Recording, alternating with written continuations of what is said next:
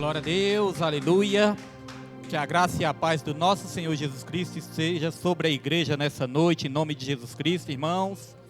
Quero aqui, em nome de Jesus Cristo, já convidar desde já toda a igreja para nós abrirmos a palavra do Senhor em Jeremias, capítulo 33. Jeremias, livro do profeta Jeremias, capítulo 33. Nós vamos ler do 1 até o versículo 3. E desde já agradecendo ao Senhor por essa oportunidade maravilhosa, irmãos. Deus já falou nessa noite. Eu prestei atenção ali no que Deus estava falando. Deus já falou profundamente comigo, irmãos. E creio que com todos os irmãos também, né? Quando nós prestamos atenção no que Deus está falando, nós ouvimos a voz dele, nosso coração se conforta, né? Nosso coração, ele fica consolado. E através aqui das oportunidades, através dos louvores, de cada palavra que foi dita aqui, Deus ele falou grandemente à igreja nessa noite abençoada. Temos que agradecer a Ele por estar aqui nessa noite, né? Porque se não fosse Ele, irmãos, nós não estaríamos. Foi Ele que nos deu livramento no dia de hoje. Foi Ele que nos deu até mesmo fôlego de vida para nós estarmos respirando aqui na casa chamada Casa de Oração. E eu agradeço muito a Deus pela vida da igreja também. Jeremias, capítulo 33, versículo 1 ao 3. No título da minha Bíblia diz aqui, promessa de restauração. Então a palavra do Senhor diz: Jeremias ainda estava preso no pátio da guarda quando o Senhor lhe dirigiu a palavra pela segunda vez. Assim diz o Senhor que fez a terra, o Senhor que a formou e a firmou. Seu nome é Senhor. Clame a mim e eu responderei, e lhe darei coisas grandiosas e insondáveis que você não conhece. Só até aqui os irmãos já podem se sentar nessa noite, sempre dando graças a Deus, porque Ele é fiel e maravilhoso nas nossas vidas, irmãos. Antes de entrar aqui na palavra, eu quero apenas rapidamente passar uma experiência que eu tive hoje, né? E passar para os irmãos também, duas experiências que eu tive hoje, que eu achei maravilhoso. A primeira experiência é, como minha esposa falou no começo do culto, temos alguns irmãos que estão enfermos, né, passando por enfermidades aqui na igreja também, os irmãos que congregam aqui na igreja, e nós estamos em oração, né, para que Deus venha dar a cura, a libertação. Mas aí desde ontem que nós já começamos a receber algumas mensagens, né, de irmãos que estão enfermos. Aí quando eu pensei em me preocupar, pensei em ficar meio tenso assim, né, porque nós sabemos que ultimamente a igreja tem enfrentado lutas também. Mas quando eu pensei ali em ficar preocupado, irmãos, aí eu abri ali meu celular, e ali quando eu abri o meu celular no aplicativo da Bíblia, o primeiro versículo que apareceu, o versículo que diz assim: aonde estiver 2 ou 3 reunidos em meu nome, ali eu estarei. Então Jesus, Ele está aqui nessa noite, irmãos. Nós estamos reunidos no nome dEle. E nós estamos orando também por essas vidas que estão enfermas. Como eu disse, né? Eu me preocupei, sim, com a situação das enfermidades de cada um também, da igreja. Mas, como eu disse, a gente se preocupa também com as lutas da igreja. E o que essa palavra vai falar conosco nessa noite é que quando nós clamamos a Ele, Ele nos responde. É uma promessa dEle. Outra coisa também, outra experiência que eu achei maravilhosa, é quando nós fomos no monte, nessa manhã de hoje. Há algum tempo que eu não estava ali podendo ir. Quando eu fui hoje, irmãos, já comecei a sentir o refrigério. A alegria de poder estar ali. Porque quando eu me machuquei, eu achei que eu ia ficar muito tempo sem conseguir ir lá. Graças a Deus, vai fazer agora 4 meses que eu me machuquei, né, que eu fiz a cirurgia. E graças a Deus já pude voltar para o monte. Então não foi tanto tempo assim, igual era a previsão. E ali quando eu cheguei, irmão, sempre quando eu chego ali no monte, primeira coisa que me chama a atenção é como a igreja é linda. Porque você pode chegar ali 7 horas da manhã, 7h30, 8 horas, ou você pode chegar até mesmo 6 horas da manhã, 6h30, já tem gente lá orando, irmãos. Já tem crente lá orando, já tem crente lá no monte clamando. E eu acho isso muito lindo. Porque como o nosso irmão Jesuíno falou, o amor de muitos vai se esfriar, mas não é o amor de todos. O amor da igreja, irmãos, ele vai permanecer. É certo que muitas vezes passamos sim por dificuldades, por tribulações, por provações, mas irmãos, o que eu acho lindo na igreja também, sabe o que é? A perseverança. A igreja, ela persevera, uma característica da igreja é essa, é perseverar na tribulação.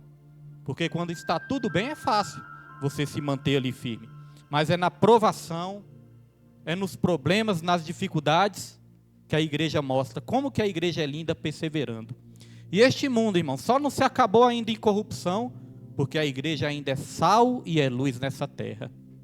Eu e você fazemos parte dessa igreja maravilhosa, dessa igreja linda que Deus, Ele tanto ama a igreja, irmãos. E eu acho muito lindo quando eu vejo ali a igreja orando. Às vezes ali pessoas de idade, naquele frio, mas estão ali clamando, orando. Hoje eu vi ali eu suponho que era mãe e filha, porque as duas se pareciam muito. Aí desceu ali uma senhora e uma jovem, né? Desceu ali a senhora na frente e a jovem atrás. Cada uma com a Bíblia na mão, com agasalho, touca, e cada uma com a Bíblia na mão. E as duas muito parecidas. Aí eu falei, olha, Nima, que coisa linda. Deve ser mãe e filha, cada uma descendo com a Bíblia na mão. Aí minha esposa falou, e ainda vem a pé, ó. Vai ver que não tem carro, ainda vem a pé para o monte. É isso que é lindo na igreja, irmãos, essa perseverança. É isso que é lindo na igreja, essa adoração, essa vontade de buscar o Senhor, apesar das dificuldades.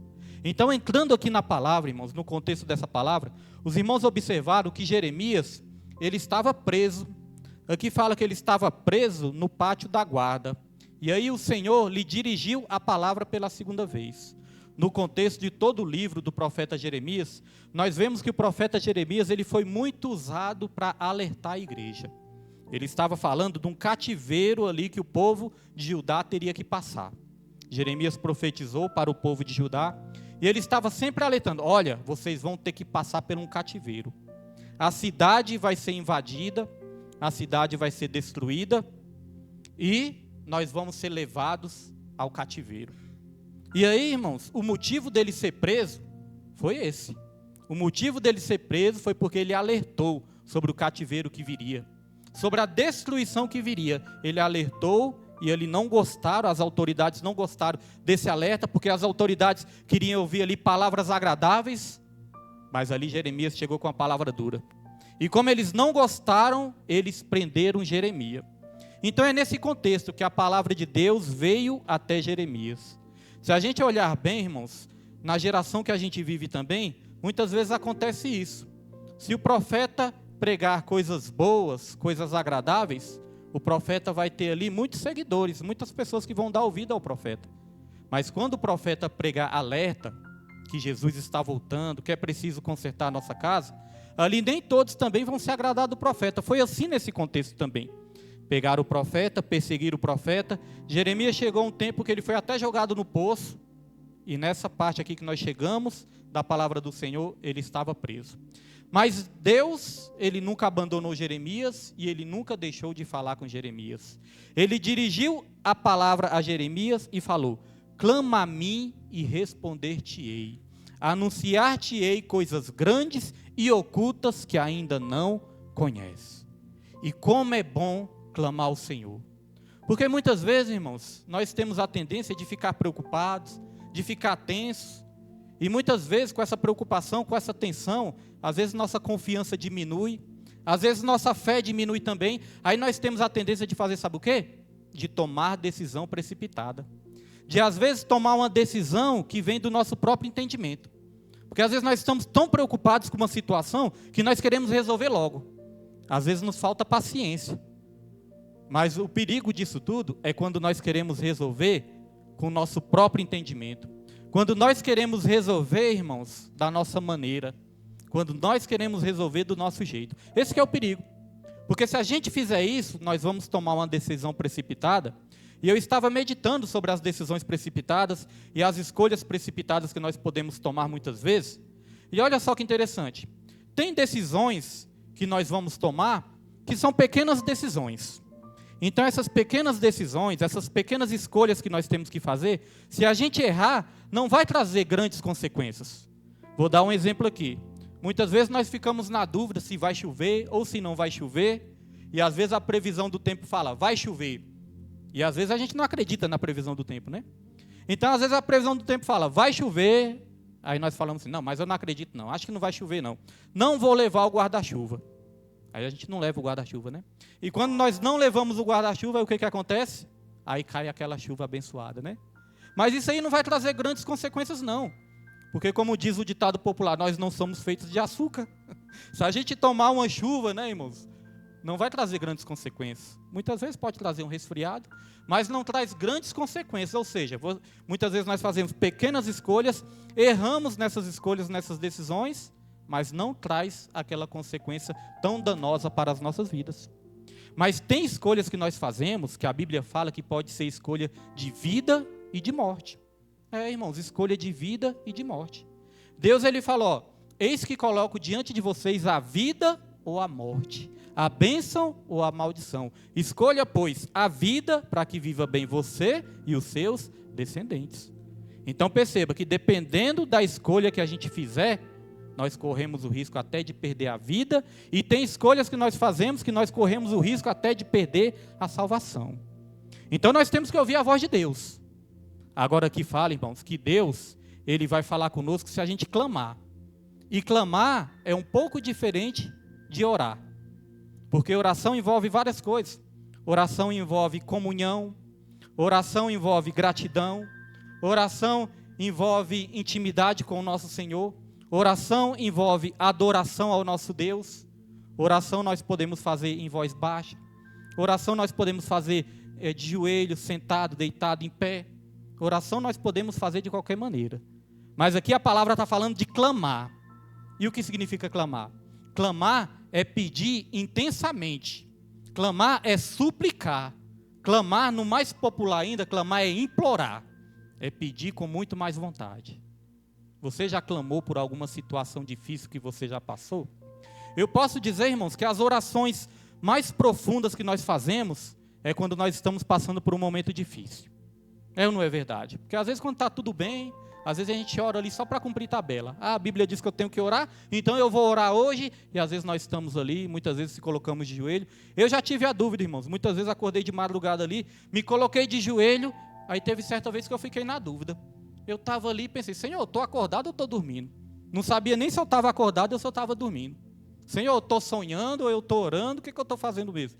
De tão cansado que eu estava. Agora, quando nós estamos passando por uma dor, por um momento de dificuldade, irmãos, nós oramos do profundo da nossa alma. O profeta Jeremias, ele estava aqui preso, estava passando uma situação difícil. E aí Deus falou, clama a mim, clama que eu vou te responder. Muitas vezes, irmãos, nós vamos precisar clamar, chorar, gemer. Quantas vezes ali no monte também, eu fui ali para ele sozinho na madrugada, dei minhas voltas ali clamando ao Senhor. Mas eu quero dizer uma coisa para a igreja, isso foi uma fase, porque Deus, ele respondeu às orações. E como é bom ouvir a voz do Senhor. Ouvir a voz do Senhor é muito bom, irmãos. Ouvir a direção de Deus é muito bom. Hoje eu cheguei ali no monte com a minha esposa, como tinha algum tempo que eu não ia, né? Nós sentamos ali, aí minha esposa estava com a harpa, eu já li ali alguns versículos, Deus começou a falar comigo, aí eu falei ali, Nilma, você quer louvar o hino da harpa, antes da gente começar a dar as voltas? E ela, eu quero. Aí ele escolheu ali um hino, e ali Deus começou a falar profundamente através do hino. Falou ali, irmão, sobre oração, aí começou a falar sobre oração, né? Falou que Jesus, ele venceu todas as batalhas dele, sabe por quê? Porque Jesus orava. É até aquele hino que fala, né, Nilma? No jardim Jesus Cristo clamava. Os irmãos conhecem, né? Aí ele fala, irmãos, que Jesus Cristo, ele venceu todas as batalhas dele, por quê? Porque ele orava. E ali falou, Jesus Cristo, ele vai nos dar um renovo. Jesus Cristo, ele vai nos dar uma nova vida, uma transformação. E Jesus Cristo, ele vai nos dar uma nova unção. Eu falei, rapaz, mas isso é maravilhoso, porque é isso que eu estou pedindo para Deus sobre a minha vida e sobre a vida da igreja também. Restauração, avivamento, uma nova unção nas nossas vidas. Unção de paz, de alegria, de prosperidade, unção de avivamento. E ele falou na harpa, Jesus Cristo vai dar uma nova unção. Começou a falar ali na harpa. E ali, aquele clima ali de muitas vezes preocupação, tensão, ou até ansiedade, deu lugar àquele conforto. Deu lugar àquele consolo que nós sentimos quando ouvimos a voz do Senhor. É só clamar que Deus ele responde. Veja que a palavra de Deus tem promessa. Quando nós olhamos para esse versículo, quando nós olhamos para essa passagem, nós temos que olhar para essa passagem, irmãos, com bastante fé. Porque essa promessa quem fez não foi o homem. Essa promessa quem fez foi o próprio Deus. Clama a mim que eu vou te responder. E mais do que responder, eu vou te mostrar coisas grandes e ocultas que ainda você não conhece. E Deus, ele começa, quando nós começamos a fazer propósito, Deus começa a dar revelações. Nós começamos a sonhar sonhos que são de Deus, sonhos proféticos, sonhos que depois nós vemos que lá na frente acontece, porque foi Deus que nos mostrou através de sonhos, visões noturnas também. Então Deus, ele responde, irmãos. Agora o interessante é que Deus, sempre quando ele promete algo, ele impõe uma condição. Nas nossas orações também é assim. Sempre quando Deus, ele promete ouvir a nossa oração e atender a nossa oração, ele impõe o quê? Uma condição. Porque não é de qualquer jeito, não. Eu não posso estar de qualquer jeito e pedir as coisas para Deus e querer que Deus faça, não. Porque não ia adiantar nada eu estar todo desconcertado e querer as coisas de Deus, querer que Deus responda as minhas orações. Não é assim não, irmãos. Sempre quando Deus fala que vai responder, ele impõe uma condição. Eu vou dar aqui alguns exemplos. Jeremias 29, versículo 13 e 14, a palavra de Deus vai dizer assim, ó: então vocês vão orar a mim e eu vos ouvirei. Isso é o quê? A promessa, né? Vocês vão orar a mim e eu vos ouvirei. Mas aí depois vem a condição. Aí Jesus fala: vocês vão me buscar e vão me encontrar. Mas quando me buscarem de todo o vosso coração, aí eu serei achado de vós e farei mudar a vossa sorte. Então veja, a promessa é que a gente ia orar e ele ia nos ouvir. Mas a condição qual é? Buscar a Deus de todo o coração. Aí sim, nós vamos ser encontrados por ele. Nós podemos também citar 2 Crônicas 7, versículo 14, que a palavra do Senhor fala: se o meu povo, note que esse se já é uma condição. É uma condição para Deus ouvir a nossa oração. Se o meu povo, que se chama pelo meu nome, orar, me buscar, se humilhar e se converter dos seus maus caminhos, aí do céu eu os ouvirei, perdoarei os seus pecados e farei sarar a sua terra. E ele fala que ele vai ouvir a nossa oração do templo. Então note, irmãos, que a promessa é que Deus, ele vai nos sarar a nossa terra. Mas qual é a condição? É se o meu povo orar, buscar, se humilhar e se converter dos seus maus caminhos. Note que não é de qualquer maneira que Deus ouve as orações. Outro exemplo que nós podemos citar também, 2 Pedro capítulo 3, versículo 7. Essa aqui vai para os varões, né? 2 Pedro capítulo 3, versículo 7, fala que nós, os homens, os varões, nós temos que considerar as mulheres como parte mais frágil do corpo e cuidar delas como parte mais frágil do corpo.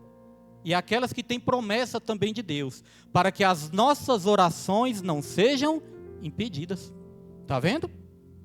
Então a promessa é de Deus ouvir as nossas orações. Mas a condição é para o varão cuidar da mulher, tratar bem a mulher, considerar a mulher como parte mais frágil do corpo. Senão as orações elas podem ser o quê? Impedidas. Então está vendo que não é de qualquer maneira que Deus ele vai ouvir as nossas orações? E agora eu quero dar um exemplo, irmãos, um exemplo muito interessante. Porque eu estava lendo ali o livro de Jonas e algumas coisas me chamou a atenção. Nós não vamos pregar aqui, né, toda a história de Jonas, mas eu quero aqui chamar a atenção para um detalhe que me chamou a atenção também. Todos sabem que o profeta Jonas foi um profeta que recebeu ali uma missão de Deus. Recebeu um chamado e uma missão. Deus falou: Jonas, você vai até Nínive e você vai pregar para aquele povo, para que aquele povo se converta. Aí Jonas, no lugar de ir para Nínive, ele foi para Tarso. E uma coisa que eu acho interessante, depois os irmãos leiam lá em Jonas, porque tem detalhes que às vezes a gente não presta atenção, né? Mas quando a gente presta atenção, a gente acha interessante. Uma coisa que eu acho interessante é que vai falar que quando Deus mandou Jonas ir para Nínive, a palavra de Deus vai dizer que Jonas, ele se dispôs a fugir da vontade do Senhor, a fugir da presença do Senhor, a desobedecer o Senhor. Olha só, ele se dispôs não a fazer a vontade de Deus, mas ele se dispôs a desobedecer a vontade de Deus. Faltou disposição para obedecer a Deus, né? Mas não faltou disposição para desobedecer. Ele se dispôs a desobedecer. E aí vai dizer que ele pegou um navio para Tarso. Quando ele pegou aquele navio, ele estava ali desviado da vontade de Deus, do chamado de Deus, da missão que Deus deu para ele. E quando ele pegou esse navio, a Bíblia diz que ali formou uma grande tempestade. A tempestade começou a combater contra aquele navio ali e começou ali uma grande tribulação no mar, a ponto de quase tombar o navio. Percebeu?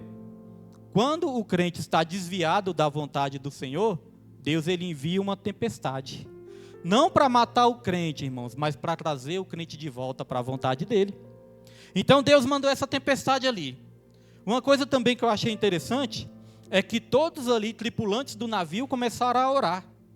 Começaram a orar, fazer prece, rezar, porque cada um tinha um Deus. Só que a Bíblia fala que cada um começou a rezar para o seu próprio Deus. E quando cada um estava, até os ímpios estavam rezando. Olha que interessante, irmãos. Até os ímpios estavam orando, clamando. Mas Jonas, sabe o que Jonas estava fazendo? Estava dormindo. Olha só, até os ímpios orando, pedindo a Deus, e Jonas ele estava dormindo. Às vezes pode acontecer isso nas nossas vidas, irmãos. Às vezes nós estamos enfrentando uma tempestade, uma tribulação, e muitas vezes estamos ali dormindo, no lugar de estar despertando, orando, clamando ao Senhor. E ali o capitão do navio chegou até Jonas e falou assim com Jonas: ô seu dormente, você não vai orar também não? Acorda, dormente, comece a orar para o seu Deus. Porque Jonas, ele serviu o Deus verdadeiro, o Deus de Israel, o Deus que tudo ouve.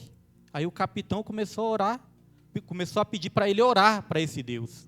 E uma coisa interessante, irmãos, que o capitão ele não sabia o motivo daquela tempestade. E ali começou a jogar tudo fora, né? Começou a jogar ali as mercadorias do navio, tudo fora, as bagagens, tudo fora, sem saber aonde estava o problema. Isso pode acontecer nas nossas vidas também. Muitas vezes estamos passando por uma dificuldade, uma tribulação, e nós não sabemos aonde está o problema. E aí nós procuramos por um lado, procuramos por outro, e não descobrimos onde está o problema. Às vezes até abrimos mãos de algumas coisas, pensando, deve ser isso aqui que está atrapalhando a minha vida. E não era ali.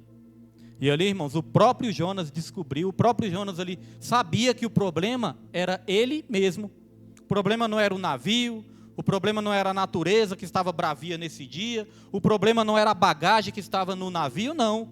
O problema era o próprio Jonas. E ali ele admitiu que o problema era ele. Ele reconheceu que o problema era ele. Então, irmãos, quando o problema está em nós, não adianta a gente ficar procurando o problema na família, às vezes o problema no esposo, na esposa, nos filhos, às vezes o problema na igreja, às vezes o problema no pastor, no nosso trabalho, muitas vezes nós achamos que o problema é o patrão, às vezes o problema pode estar dentro de nós. Eu não estou querendo dizer aqui que nós estamos muitas vezes ali, como se diz no popular, tocando terror, praticando todo tipo de pecado, não. Mas às vezes é porque nós não estamos ainda na visão que nós precisamos estar. Aí Jonas falou, olha, o problema é em mim. Sabe o que vocês têm que fazer? Vocês têm que me jogar no mar. Se vocês me jogar no mar, a tempestade vai acalmar. E aí o que eles fizeram? Jogaram Jonas no mar. E é nessa parte que eu quero que os irmãos prestem atenção em alguns versículos, que o Pedro vai colocar aqui no telão, e nós vamos prestar atenção em alguns versículos. Jogaram Jonas ao mar. E quando jogaram Jonas ao mar, em Jonas capítulo 2, versículo 2, a palavra de Deus vai dizer, e disse em meu desespero, clamei ao Senhor, e ele me respondeu. Do ventre da morte gritei por socorro e ouviste o meu clamor. Olha, Jonas estava onde? No desespero, né? Jonas estava passando aquela tribulação. Jonas estava passando aquela provação. Pense na pior provação que você já passou. Pense aí, para ver se você lembra. A pior provação que você já passou. Jonas estava passando a pior provação da vida dele. E o que ele fez? No desespero. Está vendo que muitas vezes é preciso a gente se desesperar para a gente começar a clamar? Às vezes nós não entendemos, Senhor, por que eu estou passando essa luta? Por que eu estou passando essa provação? É porque Deus quer que a gente clame. Então, olha só, no desespero dele, ele clamou ao Senhor. E ele respondeu. A promessa que Deus fala. Quando nós clamamos, ele vai o quê? Responder. E ali do ventre da morte, ele gritou por socorro. Clamar é isso, é gritar. E Deus ouviu o clamor de Jonas. Olha só o que diz também no versículo 7. Coloca aí, Pedro, versículo 7. Irmãos, no versículo 7 diz assim, quando a minha vida já se apagava, eu me lembrei de ti, Senhor, e a minha oração subiu a ti, ao teu santo templo. Então veja que no momento de desespero, Jonas, ele clamou e Deus, ele ouviu a oração de Jonas. Então nós podemos dizer que existem algumas condições para que Deus, ele ouça as nossas orações. A primeira condição que nós podemos dizer é estar no centro da vontade do Senhor. Jesus Cristo também lhe falou: se vós estiverdes em mim e as minhas palavras estiverdes em vós, vocês pedirão tudo o que quiseres e vos será feito. Ou seja, se a gente estiver no centro da vontade do Senhor, irmãos, nós podemos pedir tudo o que a gente quiser e será feito.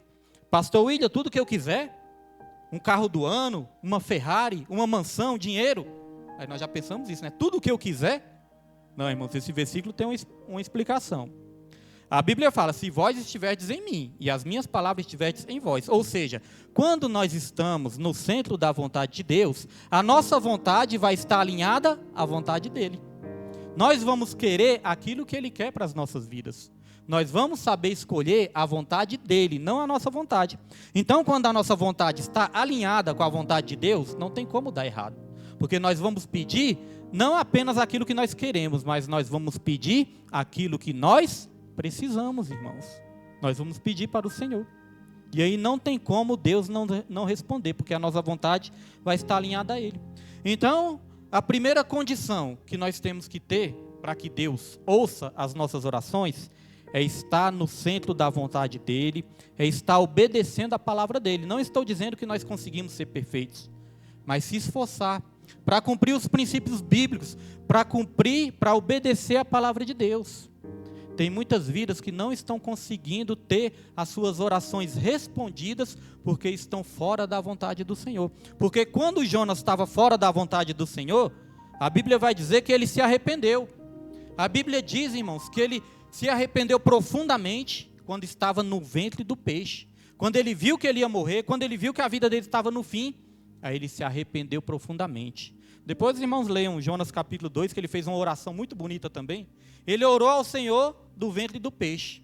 Orou com vontade, orou com clamor, orou do fundo da alma.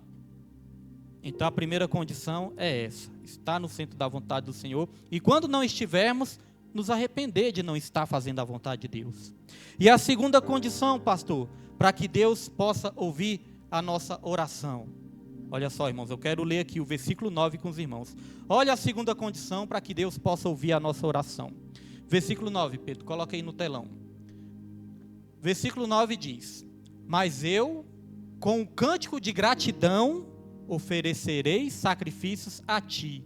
O que eu prometi, cumprirei totalmente. A salvação vem do Senhor. Tem uma tradução que diz assim, ó: eu cumprirei os meus votos que fiz a ti, Senhor. Irmãos, cumprir o voto que a gente faz com Deus, ou os votos que nós fazemos com Deus. Eu quero dizer que existe dois tipos de votos. Existe um voto que é um voto universal. É um voto que toda igreja faz. Todos nós que somos igreja, nós fazemos esse voto com Deus. Sabe qual é o voto? É o voto que nós fazemos quando nós recebemos Jesus como Salvador. Quando nós recebemos Jesus como Salvador da nossa vida, irmãos, nós estamos fazendo um voto com Ele. Um voto de adorar a Ele, um voto de servir a Ele, um voto de obedecer a Ele, um voto de fazer a vontade dEle, um voto de cumprir a missão que Ele vai nos dar. É um voto que nós fazemos com Ele. Porque quando nós falamos assim: você aceita Jesus como seu Salvador?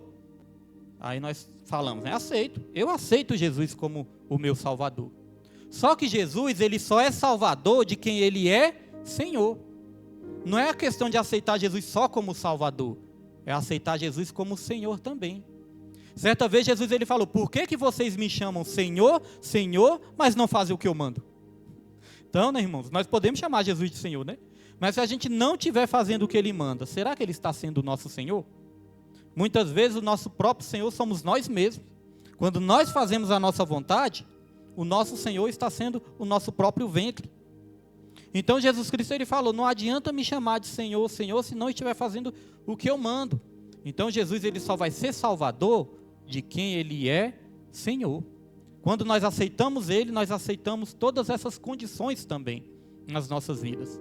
Mas aí quando nós começamos a fazer a vontade dEle, as portas dos céus começam a se abrir nas nossas vidas. Aquilo que estava travado começa a destravar. Irmãos, eu sou testemunho vivo, e eu creio que todos os irmãos aqui também. Eu, minha família. Às vezes nós ficamos nos lembrando. Nilma, lembra de alguns anos atrás como estava a nossa vida? Como eu falo para os irmãos sempre aqui, né? Eu converso muito com o irmão Jesuíno, porque eu dou carona para ele para o serviço, né, irmãos? Então quase todo dia a gente conversa. Então sempre eu tenho uma história para contar quando eu estou conversando com o irmão Jesuíno. E eu estava lembrando para ele esses dias, eu falei, Jesuíno, antes a gente morava, eu e a Nilma morava, num barraco, era um barraquinho, e esse barraco ele era todo mofado. Irmãos, o barraco era todo mofado, as coisas tudo quebrado assim, né? As coisas do barraco, as paredes quebradas, a cerâmica quebrada, os móveis, eram só móveis velhos, né? Até falei, até nossa televisão era aquela televisãozinha bem pequenininha, de 14 polegadas. Minha filha fica até rindo quando ela lembra disso. Irmãos, para a televisão ficar ligada, eu tinha que colocar um palito de dente no botão lá para ela continuar ligada. Porque o botão estava estragado, eu colocava um palito de dente. Sabe o que era meu controle remoto? Era um cabo de rodo. Eu ficava deitado, pegava o cabo de rodo lá e pá, mudando os canais. Era o meu controle remoto. Irmã Roberta gosta. Então, irmãos, o que acontece? Aí nós moramos nesse barraco, e cheio de lodo. De vez em quando a gente ficava doente ali, né, espirrando. Lodo, mofo, tudo de ruim. E para completar a tribulação, nós morávamos no fundo e tinha uma mulher lá que morava na frente. Irmãos, pense numa mulher tribulada. Pense numa mulher que era só o sangue, abençoada. Era só o sangue, irmãos. Aí a mulher não pagava conta de água não, nem de luz, não pagava conta nenhuma. Aí eu queria ser, né, honesto, fazer tudo certinho, eu pagava a minha parte. E olha que era de imobiliária ainda a casa, né? Eu pagava a minha parte, mas a mulher não pagava dela não. Aí ficava as contas tudo atrasadas, sabe o que acontecia? A CAESB chegava lá e cortava a água. Aí o que a mulher fazia? A mulher fazia gato.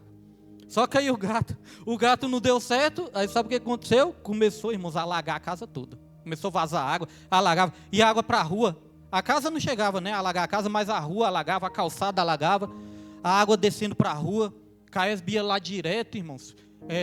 Aqueles oficiais de justiça iam para lá também tentando tirar a mulher. E quem disse que tirava? Nem a justiça estava querendo tirar a mulher de lá. Eu falei, misericórdia. Então era tribulação, irmãos. Num barraquinho, aquelas condições ali, foi sofrimento. Então hoje em dia, quando eu olho, né, o que Deus fez na minha vida, fez na vida da minha família, e lembro dessas coisas, eu posso dizer, irmãos, Deus ele é fiel quando nós nos colocamos no centro da vontade dEle. Mas nós temos que fazer aquilo que Ele pede para nós fazer. Então veja só, Jonas, Deus tinha dado a missão, ele fez o quê? Desobedeceu a Deus. Mas depois ele se arrependeu, clamou ao Senhor. E para Deus ouvir, ainda faltava uma coisa. Para Deus dar a vitória total para ele, ainda faltava alguma coisa. Ele pagar o voto que ele fez com Deus. Então o primeiro voto é esse, irmãos. O voto de receber Jesus, de servir, de adorar Ele. Esse é o primeiro voto, é um voto universal, que toda igreja faz. Mas existem aqueles votos também, que são votos individuais, né? A Bíblia não proíbe fazer votos. Você pode fazer um voto com o Senhor. Senhor, eu estou precisando de uma provisão aqui no meu casamento. Estou precisando de uma provisão aqui na minha família. Estou precisando de uma provisão financeira, emocional, sentimental. Uma porta de emprego, não importa, irmãos. O voto você vai fazer com o próprio Deus. O próprio Deus falou, fazei prova de mim. Então você pode votar ao Senhor, fazer prova de Deus. Deus fala, fazer prova de mim, se eu não abrir a janela dos céus e derramar bênçãos sob medida sobre as suas vidas. Então o voto é de Deus também. Sabe qual é o voto que não é de Deus? Lá em Eclesiastes 5 vai falar, é o voto de tolo. Às vezes nós podemos fazer, né, voto de tolo. Sabe qual é o voto de tolo? Aquele que você fala com a sua boca que vai fazer e não faz. Irmãos, aí a Bíblia fala assim, é melhor não votar do que votar e não cumprir. Então é melhor nem falar. Se não vai fazer, é melhor nem falar. Irmãos, está aqui quem já fez voto de tolo. Eu já fiz voto de tolo pensando que ia conseguir cumprir. Já fiz votos assim, voto difícil de cumprir. Vou até dar uma dica, não faz voto muito difícil de cumprir não, irmãos, que você pode falhar. Eu já fiz voto assim, irmãos, de jejum, por exemplo, né? Voto difícil de cumprir, de vários dias de jejum. E chegou uma vez, irmãos, que nesse dia eu estava morrendo de fome. Faltava só uns 3 dias para terminar. Nesse dia eu estava morrendo de fome, irmãos, morrendo assim. Aí chegou lá no meu serviço, aí eu fazia um curso lá de computação, né? Estava aprendendo algumas coisas lá de computador. Aí chegou lá no meu serviço, aí chegou lá as professoras, aí do nada eles resolveram fazer lá uma festa, um lanche, estava lá tudo, irmãos. Bolo, salgado, tudo do bom e do melhor nesse dia. E eu lá morrendo de fome. Meu Deus, só falta 3 dias, só falta 3 dias, só falta 3 dias. Irmãos, vou confessar um pecado aqui para os irmãos. Eu falei, Senhor, se eu não... Olha só, a gente inventa desculpa, né? Quando quer descumprir o voto, a gente acha uma desculpa rapidinho. Falei, Senhor, mas está todo mundo aqui me chamando, me convidando. Aí eles vão pensar que eu estou fazendo desfeita. Só vou comer um pouquinho aqui, Senhor. Irmãos, faltava 3 dias. Depois que eu fiz isso, imagina o arrependimento, irmãos. Fiquei tão arrependido, irmãos. Fiquei arrependido assim, pedir para Deus, Deus, me perdoe. Depois desse dia, eu tomei muito cuidado para fazer voto com Deus. Não que eu não faça, mas eu tomei muito cuidado antes de fazer voto com Deus. Porque a Bíblia fala, não faça voto de tolo, é melhor não fazer. E tem muitas vidas, irmãos, que estão, infelizmente, fazendo voto de tolo. Vida que fala assim, não, eu vou servir a Deus, eu vou adorar a Deus, eu vou estar em comunhão com a igreja, eu vou estar fazendo a obra do Senhor, eu vou colocar a mão no arado, eu vou fazer isso, vou fazer aquilo outro. Eu até muitas vezes conversando com minha esposa fala, William, surgiu uma vida, falou que vai fazer isso, falou que vai fazer aquilo. Eu falei, Nilma, vamos orar. E aconselho a pessoa, se for fazer, nem fala. Se for fazer, é melhor nem falar. Sabe por quê, irmãos? Porque às vezes nem que a pessoa não quer fazer. É porque às vezes surgem muitos levantes para impedir aquela pessoa de receber a bênção. Você já reparou que quando você quer fazer um propósito de jejum, rapidinho chega alguém te oferecendo alguma coisa? Né? Quando você fala que vai vir para a igreja, muitas vezes já não chega visita na sua casa. Às vezes surgem impedimentos para tirar a nossa bênção. Então a Bíblia fala em Eclesiastes capítulo 5 em diante, né? Fala até uma coisa muito interessante também. Fala, não deixe que a sua boca destrua as obras das suas mãos. Então às vezes aquilo que a gente fala, muitas vezes pode destruir aquilo que nós fazemos. Aquilo que nós construímos nas nossas vidas, às vezes pode ser destruído por algo que sai da nossa boca. Porque a palavra de Deus fala que com Deus é sim, sim, não, não. O que passar disso é procedência do maligno. E às vezes uma simples coisa que a gente fala e depois não faz, pode estar tirando uma bênção nossa. Às vezes pode ser uma bênção pequena, às vezes pode ser uma bênção grande, irmãos. Depende do voto que nós estamos fazendo. Mas nós podemos perder bênçãos por causa desses votos. Então Jonas, ele falou que ia cumprir o voto dele, o voto que fez com Deus. E aí sabe o que aconteceu? Versículo 10? Coloca aí, Pedro. Olha só o que aconteceu aqui no versículo 10. Então veja, ele clamou, ele se arrependeu, ele falou que iria cumprir o voto dele, e aí no versículo 10, olha o que aconteceu. E o Senhor deu ordens ao peixe, e ele vomitou Jonas em terra firme. Jonas cumpriu o seu voto, e o que Deus fez? Deu uma ordem. Para Deus dar uma ordem ao meu e ao seu respeito, irmãos, precisamos clamar e cumprir os votos que nós fizemos com Ele também. Eu creio que Deus é um Deus sempre de segunda oportunidade, né? Porque depois que eu quebrei aquele voto, eu fiquei com medo de perder todas as minhas bênçãos, irmãos. Mas eu não era tão assim, eu era novo convertido ainda, irmãos. Eu não era assim, não tinha tanto tempo na fé. Aí eu pensei, isso aqui... Aí depois que eu fui estudar mais sobre esse negócio de como é sério para Deus a questão de não cumprir o voto. Então, irmãos, é hora da gente nos examinar, não somente nós que estamos aqui, mas quem vai ouvir, assistir ali pelo YouTube também, pela live. É hora da gente se examinar e pensar, eu estou em dívida em alguma coisa com Deus? Alguma coisa que eu prometi e não fiz? Alguma coisa ainda que eu estou querendo fazer e não cheguei a fazer ainda? Alguma coisa que eu abri a minha boca e acabei não fazendo? Nós pastores, né, que cuidamos de igreja, não somente eu, mas já vi outros pastores passando por essa situação também.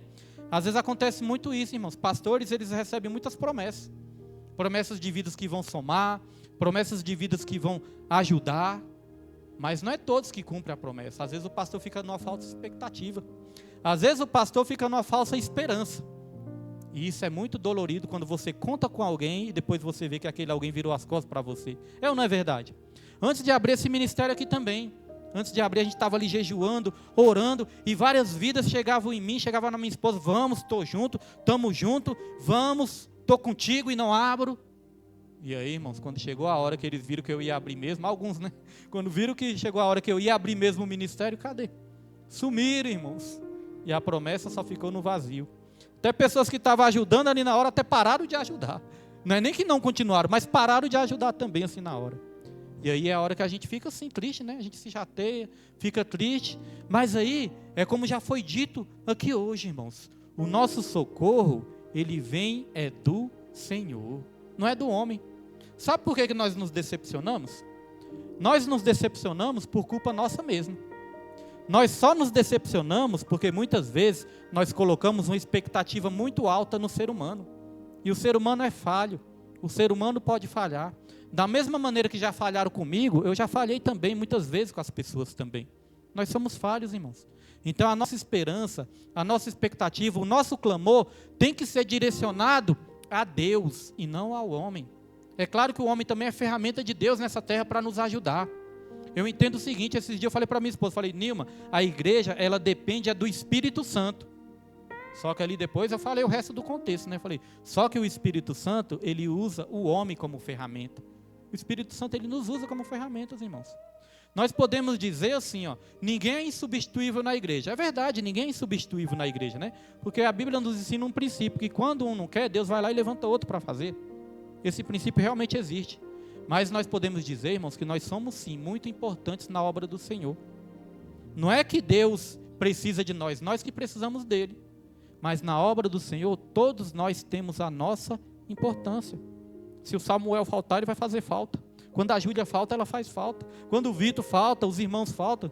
Cada um de nós faz falta. A gente sempre olha ali para o lugarzinho, para a função que a pessoa exerce. Sempre a gente sente falta.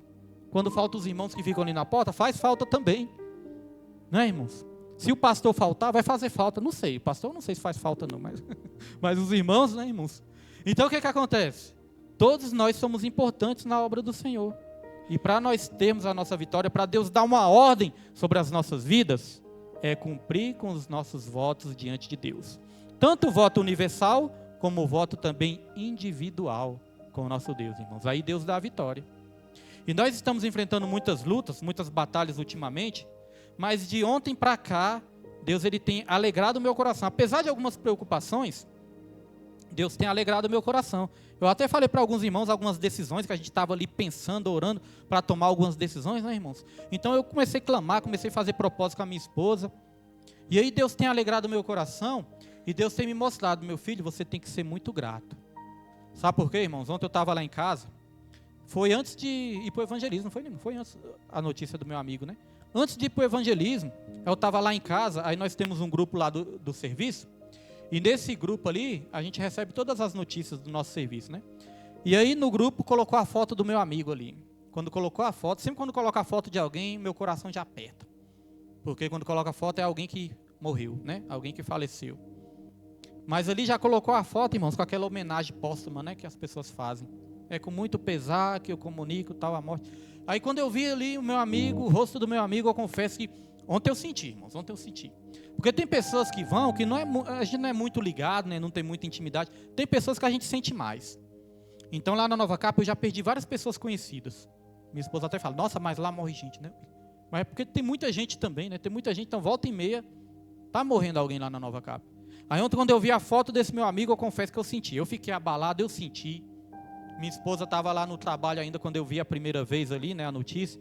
Eu estava até quase mandando mensagem para ela vir embora, de tão triste que eu fiquei. Para ela ficar lá perto de mim lá. Porque eu fiquei assim, irmão, sentido. E ali eu deitei ali e comecei a orar, né, apresentar a família dele lá, para que Deus viesse consolar a família, os amigos. Porque ele era muito próximo de mim. Ele trabalhava lá onde eu estou trabalhando agora. Todas as vezes que eu ia lá na cozinha, eu passava por ele, porque ele sempre sentava no mesmo lugar. Ele sempre sentava no mesmo lugar e toda vez que ele me via, falava, e aí, irmão? Oi, irmão. Tudo bom, irmão? Como é que tá, irmão?